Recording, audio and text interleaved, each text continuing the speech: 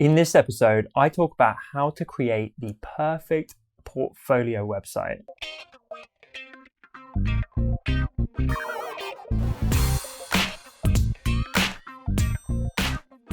Welcome to episode 159 of The Honest Entrepreneur Show, where I help creatives like you to master your marketing.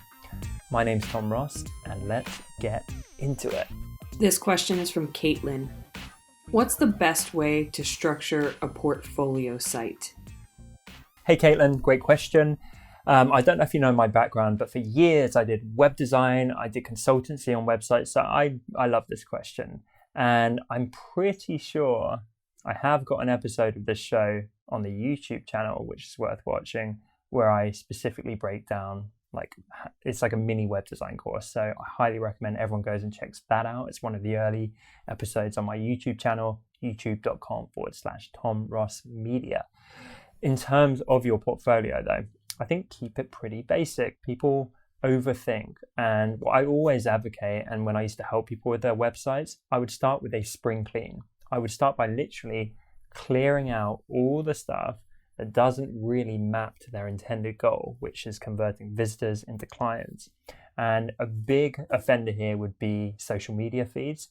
I hate when people are automatically pulling in their latest tweets or Instagram photos or whatever, because what that does is it pushes people off site. You're essentially getting the limited focus they have and their attention. You're taking away from what you want them to be doing on the website, and then they're looking down to the bottom or whatever, they're seeing these shiny photos, they're clicking on it, and they're going down the rabbit hole of social media, where suddenly they're competing, or you're competing rather, with everyone else on social media, and they've just forgotten about your website entirely. And there's tons of offenders like that, or these little widgets and snippets and bullshit like that. I would take all of that out of your website. I'd keep it super minimal, clean, and just focused. So that's number one. Number two, I think you need a clear value proposition in the form of generally a big heading. So you get some big typography somewhere near the top of your website, nice high and above the fold. And you just articulate, you do this kind of work for these kinds of people and you help them in these ways. And you make that short and snappy and compelling. But no one should land on your site and feel confused. It should not be ambiguous. They shouldn't go on your site and be like, I don't really understand what this person does, because website visitors are lazy. I say this all the time. You can't expect them to go digging through all your sub pages and reading your about page to figure out what you actually do. You need to give it up front on a plate. So they're like, oh, okay, cool. I'm a person like that. They seem cool. They do exactly what I'm looking for. I'm intrigued. I'm going to scroll down and explore a little further. So that's number two. You need a call to action. Once you've hooked them in and that value proposition is clear, what do they do next? Do they browse some of your work to build more credibility and show off your skills? Do you want them to reach out and hire you or get in touch straight away? You need to actually take them by the hand and be like, I expect you to do this next. Here's where you go next. Don't let them bounce around confused. Don't expect them to go and figure it out. Take them by the hand and show them.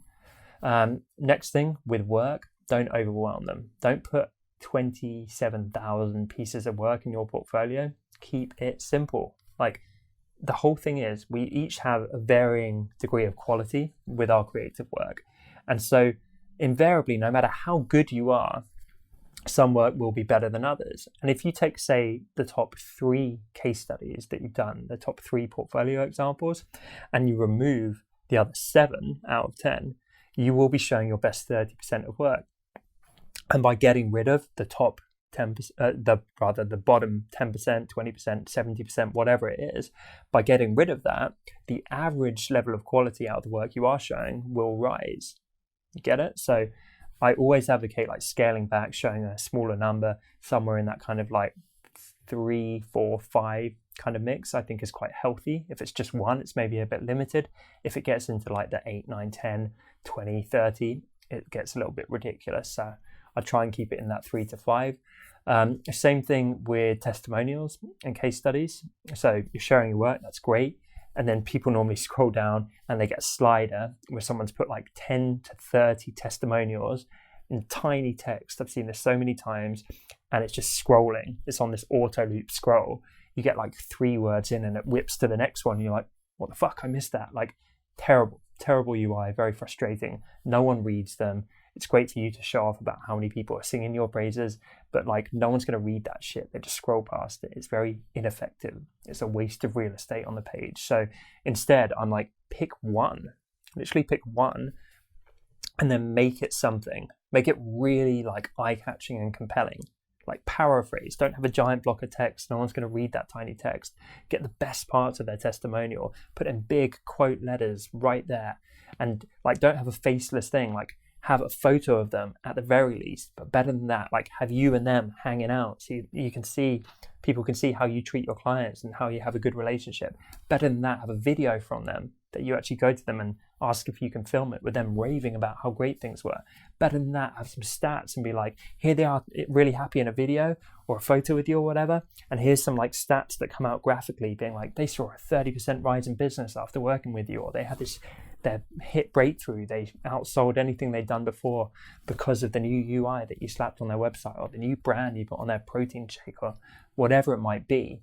It becomes a really compelling visual that you can really jazz up and make look beautiful and eye-catching rather than that boring, lame, scrolling text. So there are many other things you can do, but that would be among some of the biggest mistakes and some of the biggest wins that I can point out to you. So I would start there, and I hope that helps. Question of the day: who is your favorite ever client, and why did you love working with them so much?